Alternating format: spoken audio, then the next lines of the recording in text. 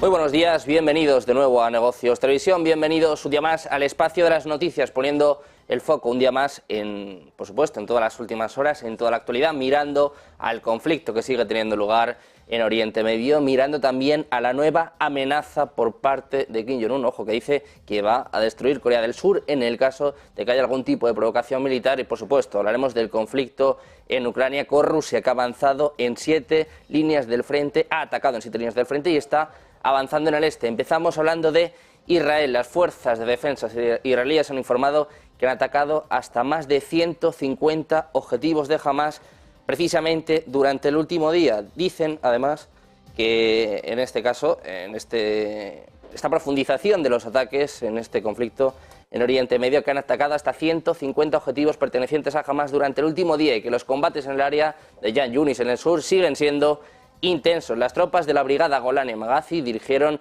ataques aéreos contra numerosos agentes de Hamás y descubrieron 15 pozos de túneles, según dice el comunicado militar israelí. Mientras tanto, en Khan Yunis, la división 98 dirigió ataques aéreos contra más de 10 agentes de Hamás en su zona de operaciones y en total, a lo largo del último día, se atacaron por lo menos 150 posiciones de Hamás. También, dicen en el sur de Gaza, en Khan Yunis, los reservistas de la brigada Gilyati han identificado a un agente de Hamás que había colocado un artefacto explosivo cerca de una carretera utilizada por las tropas. Dicen que los soldados ordenaron un ataque aéreo matando, en este caso, a este agente de Hamás.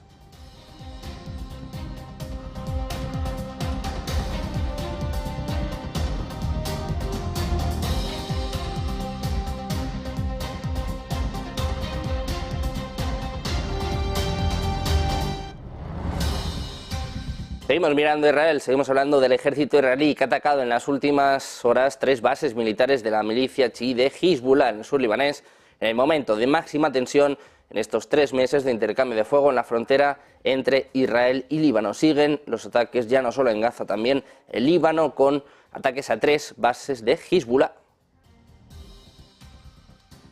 Precisamente, hablando de ataques, miramos ahora al Mar Rojo. En las últimas horas ha vivido el mayor ataque en el Mar Rojo, desatado por los hutíes de Yemen, con precisamente, que son los grandes aliados de Irán en el Mar Rojo. Un ataque que ha sido respondido por fuerzas estadounidenses y británicas. De hecho, el ejército de Estados Unidos ha confirmado que ha derribado hasta 21 drones y misiles disparados por los hutíes con base en Yemen, en el sur del Mar Rojo, hacia rutas marítimas internacionales. El Comando Central de Estados Unidos dice que no se ha reportado heridos ni daños y agregó que este ataque es el número 26º de los hutíes contra rutas marítimas comerciales en el Mar Rojo desde el 19 de noviembre. Los militantes hutíes han intensificado los ataques contra buques comerciales en el Mar Rojo, como saben, en protesta contra la guerra de Israel. Varias líneas navieras además han suspendido sus operaciones y en lugar de ello han emprendido el viaje más largo alrededor de África. Miramos ahora a Estados Unidos. El secretario de Estado estadounidense Antony Blinken ha instado en las últimas horas a los líderes israelíes a evitar dañar a los civiles mientras presiona su guerra contra Hamás en la Franja de Gaza. El jefe de la diplomacia americana ha intentado elevar la presión, señalando que el número de víctimas diarias es demasiado alto. En el marco de su 4ª visita a Oriente Medio desde que estalló la guerra en octubre, Blinken también ha defendido la creación de un Estado palestino como pieza clave para lograr una solución a largo plazo. Al mismo tiempo, ha reconocido que es vital que Israel logre su objetivo de erradicar la amenaza de Hamás. Seguimos hablando de Blinken, del máximo diplomático estadounidense, que por sorpresa va a realizar una visita a Bahrein, es lo que dice un funcionario del Departamento de Estado, en la última etapa de su gira de crisis por Oriente Medio. Después de reunirse con el presidente de la Autoridad Palestina, Mahmoud Abbas, en la ciudad cisjordana de Ramallah, Blinken va a volar hacia Bahrein, la base de la 5ª Flota de Estados Unidos, para conversar con el rey Hamás sobre cómo prevenir una escalada regional de la guerra entre Israel y Hamás en Gaza.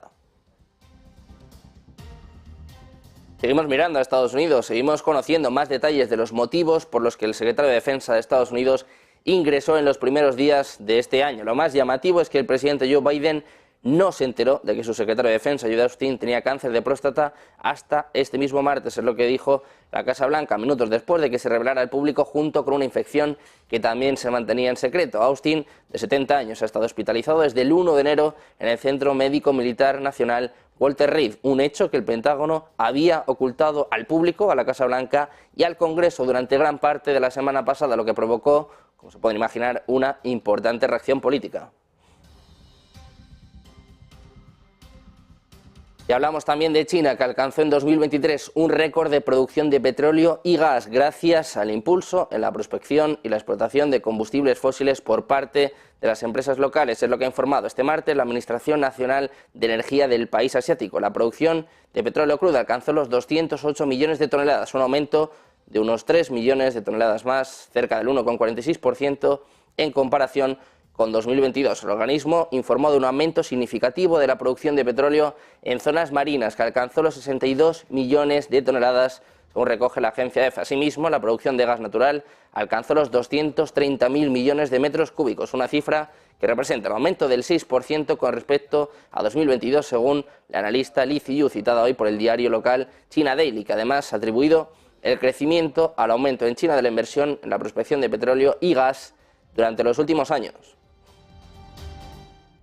Y seguimos mirando a China, que ha demandado al gobierno del presidente estadounidense Joe Biden que cese la entrega de armas a la isla de Taiwán. Es lo que ha comunicado el Ministerio de Defensa chino al concluir una reunión ministerial de los dos países en Washington. Apuntan en un comunicado a que China ha subrayado que en la cuestión taiwanesa no habrá ningún compromiso o concesiones, que Estados Unidos debe respetar el principio de una sola China, debe cumplir de manera debida sus compromisos, dejar de armar a Taiwán y rechazar la independencia de Taiwán. Es lo que ha señalado la institución china en un comunicado. En la cita, el representante chino exigió al gobierno de Biden disminuir la presencia militar estadounidense y detener sus actos de provocación en el mar de China Meridional, así como abstenerse de apoyar las provocaciones de terceros países.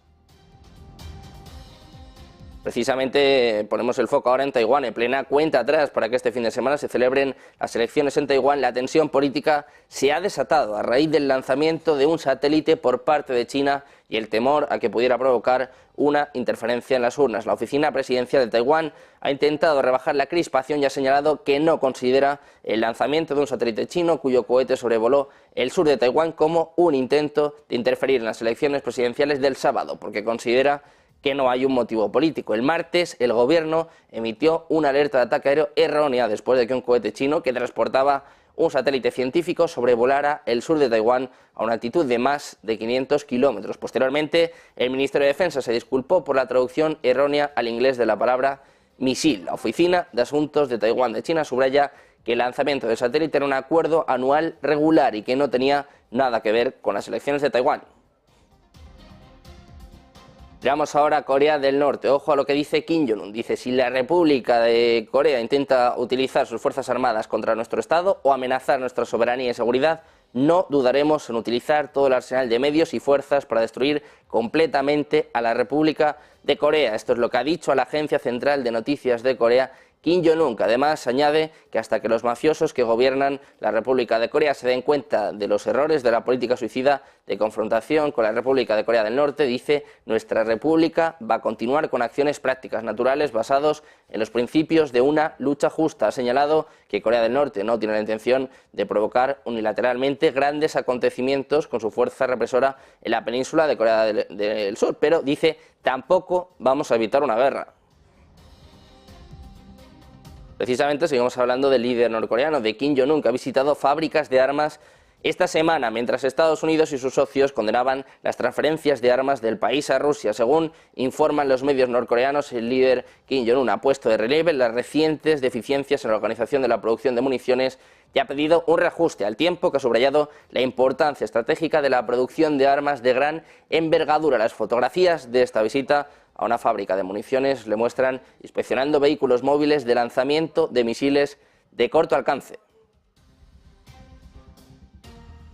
Hablamos ahora de Hungría, que apoya el desarrollo por parte de la Comisión Europea de un nuevo plan de financiación para Ucrania, en lugar del que fue rechazado en la última cumbre de la Unión Europea. Así lo ha afirmado el primer ministro húngaro, Viktor Orbán, que bloqueó las enmiendas al presupuesto comunitario para 2024 a 2027 para asignar 50.000 millones de euros a Ucrania en una reunión de líderes de la Unión Europea en Bruselas los días 14 y 15 de diciembre. Ha dicho el propio Orbán que es bueno que la Comisión Europea esté preparando el plan B antes del 1 de febrero, según el cual se puede proporcionar apoyo financiero a Ucrania sin utilizar el presupuesto de la Unión Europea. Dice, es una buena decisión, el plan B de la Comisión Europea es el plan A de Hungría, es lo que ha escrito el propio Orbán en sus redes sociales.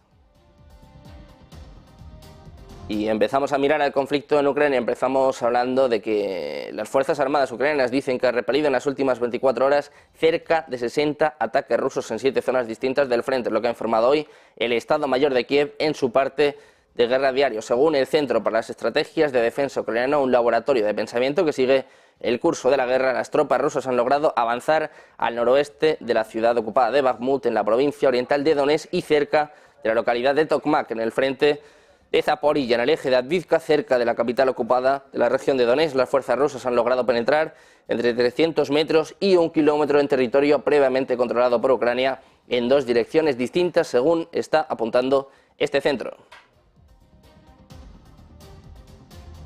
Seguimos mirando este conflicto en Ucrania cuando está cerca de cumplirse el 2º aniversario del comienzo de la guerra en Ucrania.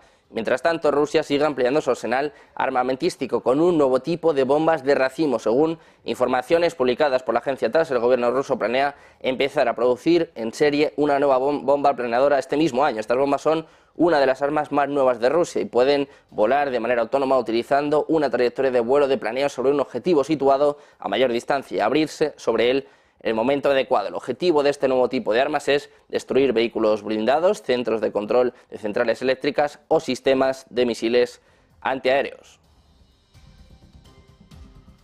Seguimos mirando a Rusia. Una nueva encuesta apunta que casi 2/3 de todos los rusos creen que la guerra en Ucrania es parte de una lucha de civilización entre Rusia y Occidente más amplia, lo que revela, como decíamos, una nueva encuesta entre 1.046 rusos realizada por el Centro Nacional de Investigación de Opinión de la Universidad de Chicago, que ha encontrado que el 64% apoyan esa opinión y el 63% apoya que continúe la guerra en Ucrania. No menos del 62% dijo que creía que el mundo trata a Rusia injustamente y el 66% dijo que planea votar por Vladimir Putin en las elecciones presidenciales de marzo y el 65% dijo que el aumento de los precios les estaba afectando.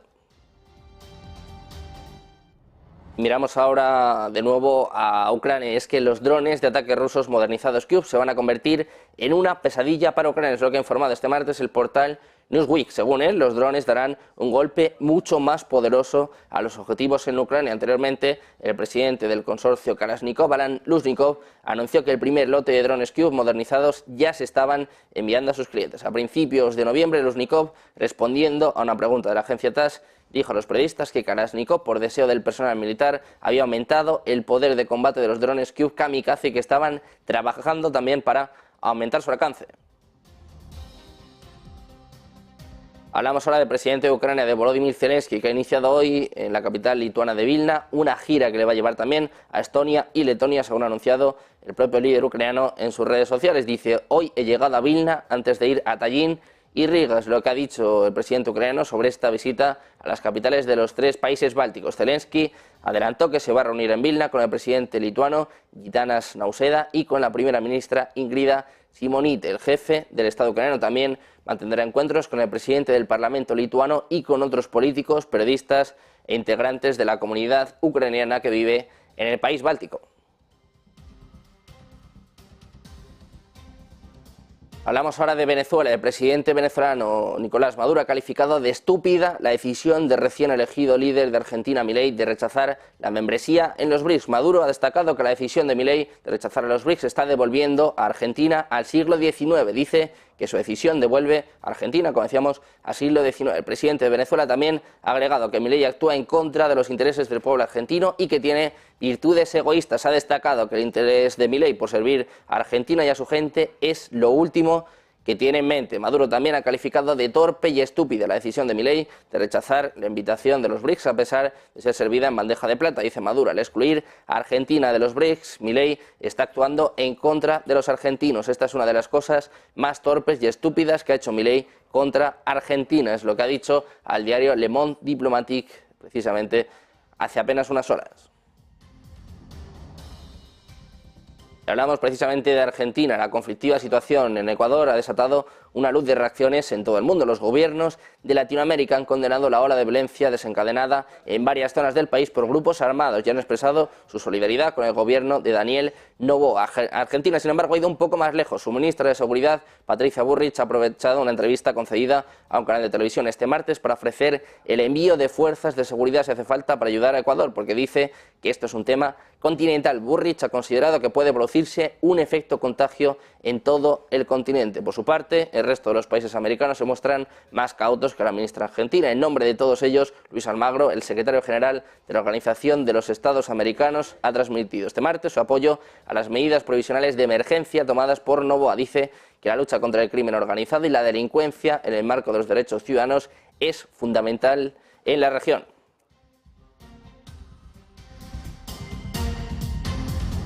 Pendientes de la actualidad de todas las últimas horas, hacemos un breve parón, una breve pausa, un par de minutos y volvemos con más información en Negocios Televisión.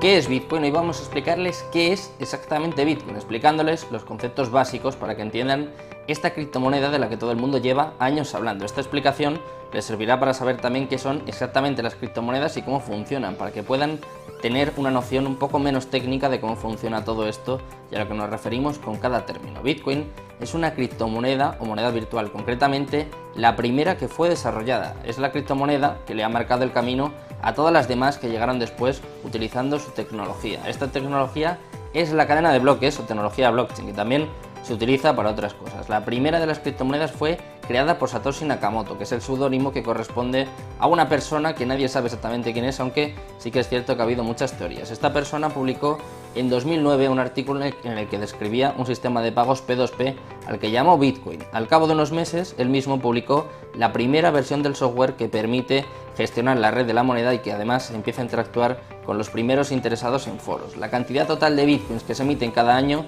está determinada por su algoritmo y pasa lo mismo con el resto de criptomonedas. Bitcoin está desarrollado para que cada 4 años se reduzca por 2 su producción y para que solo se emitan un total de 21 millones de Bitcoin. Después simplemente dejarán de crearse. Esto es una diferencia fundamental con las monedas convencionales, puesto que los bancos modifican su valor a su libre albedrío. Por lo tanto, las monedas se pueden devaluar, mientras que Bitcoin quiere ofrecer algo más de estabilidad. En definitiva, entre los usos más destacados de Bitcoin cabe mencionar los siguientes, como por ejemplo pagar utilizando estas propias criptomonedas, obtener intereses por los Bitcoins que poseas, algo similar al concepto de un depósito bancario, también obtener un préstamo utilizando como garantía tus Bitcoins, cubrir tu exposición financiera con derivados en mercados regulados y por último obtener réditos de inversión mediante la compraventa de Bitcoins, al ser un activo que teóricamente tiende a revalorizarse en un escenario de demanda constante.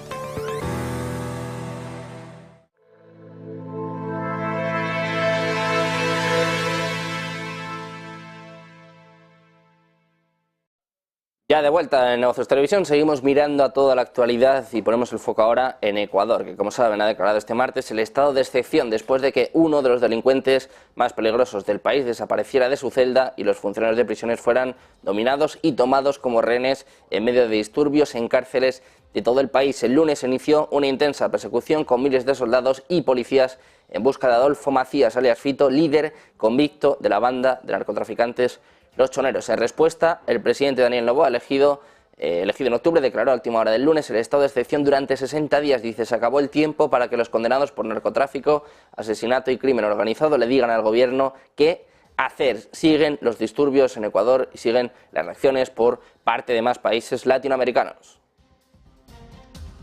En concreto, el gobierno de Perú ha anunciado este martes que va a declarar en emergencia toda la frontera norte del país y que va a enviar a las Fuerzas Armadas para que vigilen la zona junto con la Policía Nacional ante la oleada de violencia desatada en Ecuador. Dicen textualmente, se va a declarar en emergencia toda la frontera norte del país, es lo que ha anunciado su primer ministro Alberto Otárola al término de una reunión urgente que sostuvo con varios miembros del gabinete para analizar la situación que afronta Ecuador. Otárola señaló que el primer mensaje que envía el gobierno de la presidenta Dina Boluarte es un llamado a la calma, a la tranquilidad a los ciudadanos de las zonas de Piura y Tumbes, que son precisamente las regiones fronterizas con Ecuador.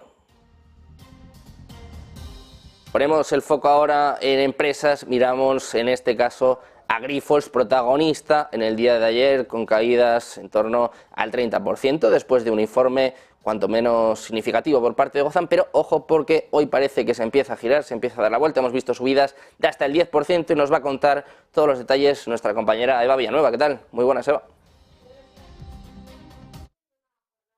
De nuevo en el caso de la compañía de hemoderivados. Hace un momento veíamos cómo se disparaba más de un 10% y a esta hora se alivia esa subida disparada y aún así es importante, del 6,5% marca a esta hora una jornada inmersa en la volatilidad. Ayer, esta mañana lo decíamos desde primera hora, prometía más información y aunque los expertos del mercado, los analistas esperan a ese encuentro con inversores despejar muchas más dudas, hoy Grifols ha vuelto a hablar y en un comunicado a la CNMV ha anunciado que va a emprender acciones legales contra el fondo bajista, contra Gotham City Resorts, por lo que considera ha sido el importante daño causado tanto financiero como a nivel reputacional sobre la compañía, que ayer, como contabas, primero arrojaba una caída inicial del 42% para terminar con un retroceso del 26% y esta mañana inundado en lo que está siendo una jornada de volatilidad.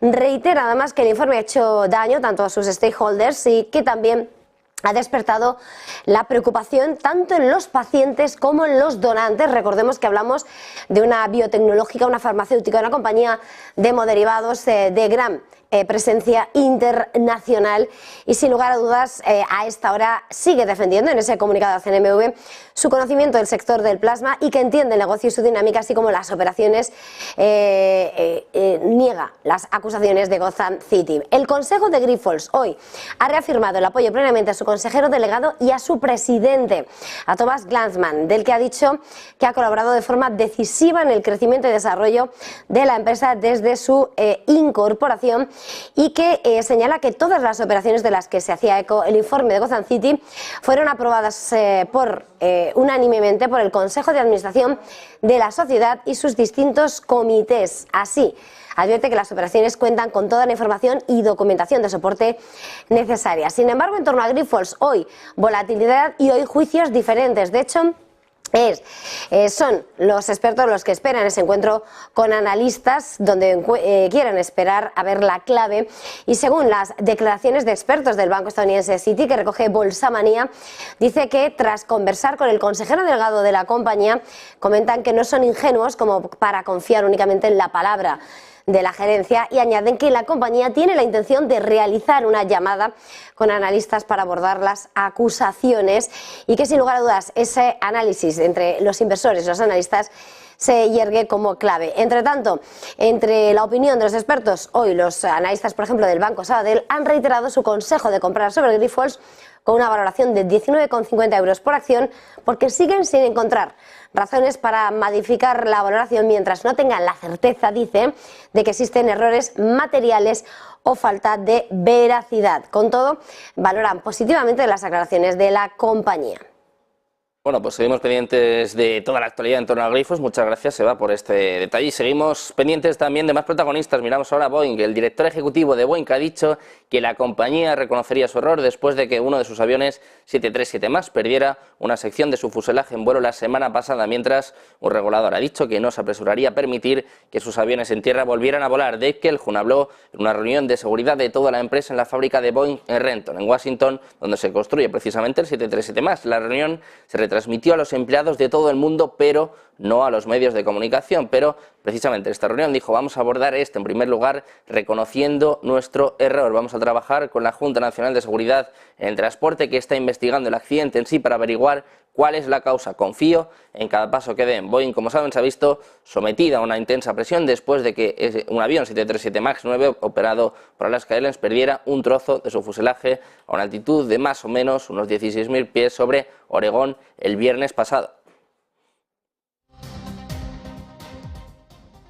Seguimos pendientes de más noticias, seguimos pendientes de la actualidad económica, pendientes, como estábamos contando, de lo que sucede en el día de hoy en torno a Grifols, pero también pendientes del Banco Mundial. La economía global va camino de registrar su peor lustro de crecimiento en 30 años, es lo que cree el Banco Mundial, que en su último informe de perspectivas económicas globales prevé que el PIB se desacelere por tercer año consecutivo y se sitúe en el 2,4% en 2023, en 2024 es del 2,6% alcanzado en 2023 y alerta de un panorama sombrío para los próximos años. La institución también ha rebajado 3 décimas su pronóstico de crecimiento para 2025 hasta el 2,7% como consecuencia de la caída del comercio mundial, los altos tipos de interés y la inestabilidad geopolítica que podría provocar un mayor debilitamiento del crecimiento futuro. Hasta ahora, dice, la década de 2020 ha sido un periodo de oportunidades desperdiciadas. Los gobiernos de todo el mundo no han logrado los objetivos sin precedentes que prometieron alcanzar para 2030, como por ejemplo poner fin a la pobreza y el hambre en todas partes para combatir las desigualdades dentro y entre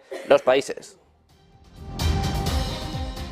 Seguimos mirando empresas y hablamos de BlackRock, del mayor gestor de activos del mundo, que va a recortar cerca del 3% de su fuerza laboral actual, aunque espera tener una mayor plantilla para finales de 2024. Los recortes de empleo ascenderían a cerca de 600 puestos, según la fuerza laboral de BlackRock, de 19.800 a finales de diciembre de 2022, la última vez que se actualizaron sus cifras de empleados. Ningún equipo será el foco de los recortes. Las acciones del gestor de activos han subido cerca de un 5% en los últimos 12 meses, muy por detrás de la ganancia de cerca del 22% del índice de referencia S&P 500. El director ejecutivo de la Refink ha señalado en octubre que la empresa está buscando objetivos de adquisiciones para incrementar su trayectoria de crecimiento.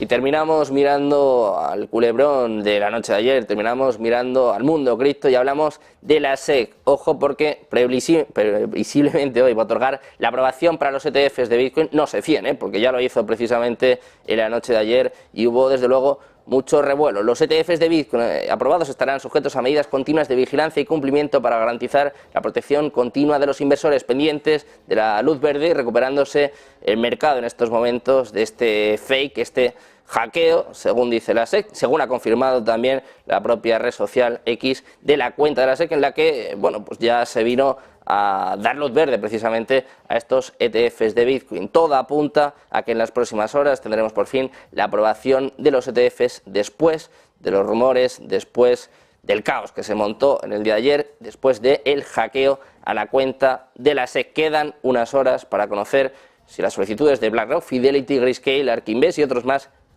consiguen por fin la luz verde del regulador de los mercados americanos. Seguimos pendientes de todas las noticias, de toda la actualidad, pero también de traer, como siempre, el mejor análisis. No se vayan, porque hacemos una breve pausa, unos minutos y enseguida comienza Ponte en Acción de la mano de Eva Villanueva.